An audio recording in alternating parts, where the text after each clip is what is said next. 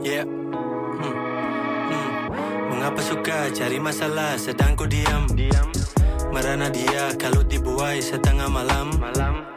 Orang sibuk cari rezeki, dia orang mau lapar.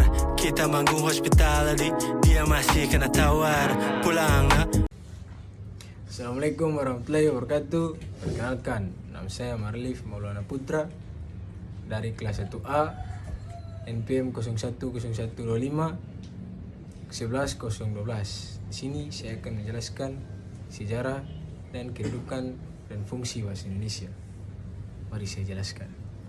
Sejarah bahasa Indonesia berasal dari bahasa Melayu yang digunakan di wilayah Nusantara.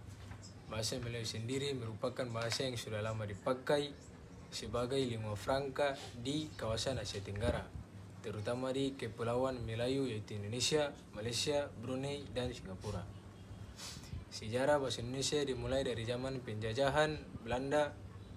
Bahasa Melayu yang sudah digunakan sebagai alat komunikasi antar suku bangsa menjadi bahasa yang digunakan dalam administrasi kolonial. Pada masa itu, bahasa Melayu berkembang dan dipengaruhi oleh bahasa Belanda, Portugis, serta bahasa-bahasa lokal lainnya. Pada tahun 1928, dalam Sumpah Pemuda diadakan deklarasi yang menyatakan bahwa bahasa Melayu yang kini dikenal sebagai bahasa Indonesia akan menjadi bahasa persatuan bangsa Indonesia. Proses ini semakin dipertegas dengan disahkannya Undang-Undang Nomor 24 Tahun 2009 tentang bendera, bahasa, dan lambang negara serta lagu kebangsaan yang mengatur bahasa Indonesia sebagai bahasa negara resmi. Kedudukan bahasa Indonesia. Bahasa Indonesia memiliki kedudukan sebagai bahasa negara resmi yang digunakan dalam semua aspek kehidupan kenegaraan, pemerintahan, pendidikan, dan kebudayaan di Indonesia.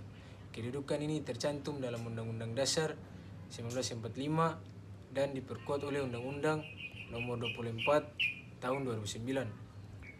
Bahasa Indonesia juga berfungsi sebagai bahasa persatuan bagi bangsa yang terdiri dari lebih dari 700 suku dan bahasa daerah. Dalam konteks ini, bahasa Indonesia tidak hanya berfungsi sebagai alat komunikasi sehari-hari, tetapi juga simbol identitas nasional sebagai bahasa resmi bahasa Indonesia. Terima kasih.